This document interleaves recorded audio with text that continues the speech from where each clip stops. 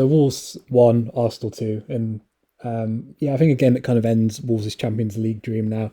Obviously, it's not impossible. Of course, it's not. I could still get it, but I think losing in that way, Arsenal doing the double overs in 2 weeks, with Man United's quality, I think that top four dream's done now. Obviously, Europe's still in a great position for us to get that, but I think the Champions League's kind of ended with that, which I think everyone knew that would end eventually, but to go 1-0 up that early and kind of throw it away like that, it hurts a bit. And obviously, Arsenal still have another game in hand on us. So they could go 8 points clear. I think that's probably top four done now. And when the lineup came out, I'm not going to lie, I was a bit surprised that he didn't go over midfield three. It felt a bit weird. Like when we played this formation against Arsenal 2 weeks ago, it didn't work. And to be fair, Marcel was playing then instead of Aït-Nouri, and Matinho was injured, and those were factors, right? But I think when you have that front three, it works against like smaller sides, because even like I don't rate Hwang that highly, but the one thing, his big issue is he can't hold the ball up. Like he's really bad in possession. The amount of times he gives the ball away, and it's fine because he does score every so often, but it's the same with Pedence. Pedence doesn't hold the ball up well, and that's fine because he takes risks. But when you're playing Arsenal away from home, you kind of need someone in that. If you're going to play a front three, you need someone that can hold the ball up. Because the amount of times we got the ball up and it got given away, and we got broken on it, and we couldn't really sustain cohesive attacks. And that, look, I know people don't rate Francisco Trincao, but I think if you had Trincao in one of those front three positions, at least you can kind of hold the ball up and you can slowly start to move up the pitch. Personally, I would have played a midfield three. I think it made the most sense. Then Donker's in a bit of form. This formation didn't work against Arsenal Molineux.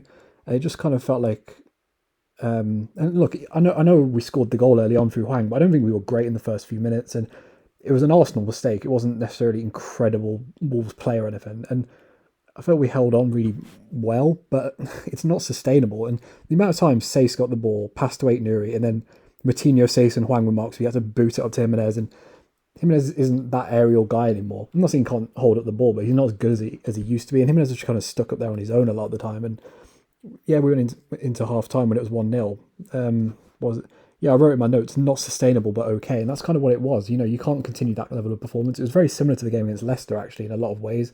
For me, Arsenal in the end had 2.88 expected goals, and that was fair. That's how the game went.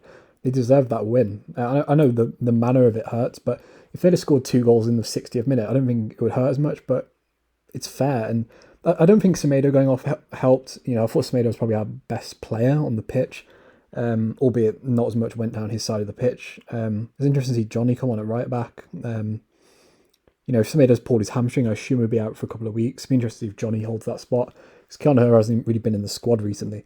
Maybe Bruno just sees Johnny as a right wing back. Like we've only ever seen him playing left back and competing with Aït-Nouri, maybe, or Vinagre.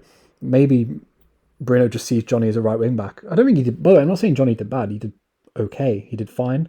But that's a blow. Losing 3 points like that kind of ends Champions League, and also Smedo getting injured. It's a bit of a blow. We're very lucky Johnny's come back really.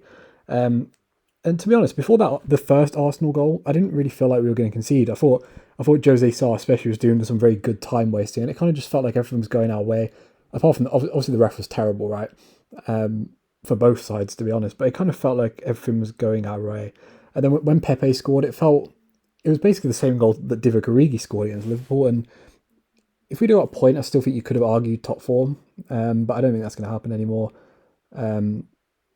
Pedro Neto had a chance, but that was kind of it really, and I don't think we deserved to win the game. And now going into that West Ham game, it's massive really, because we've got a point, we've got a game in hand against West Ham, obviously against Watford, but if you lose that West Ham game and Tottenham beat Leeds, then all of a sudden you're back in eighth, because we would have been fifth if we held on to that result.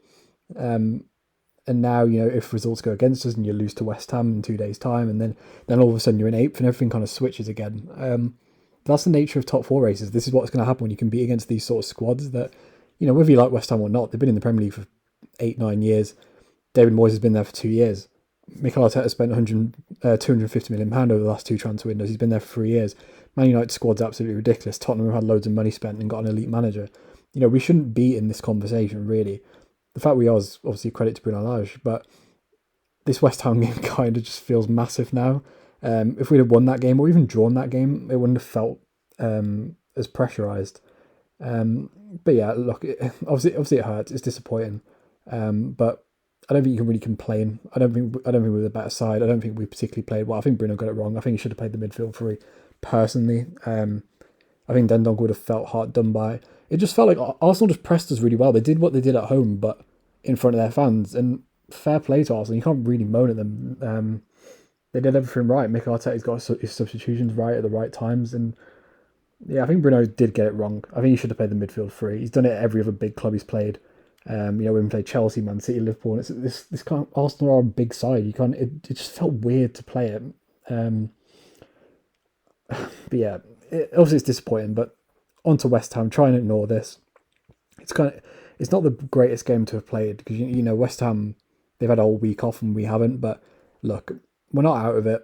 Kind of just have to move on. And it's kind of like when we lost to Arsenal at home and we went to Tottenham 2 days later and won. Need a response. And yeah, just roll on to West Ham. If you enjoyed the video, subscribe to the channel, like the video, and yeah, peace.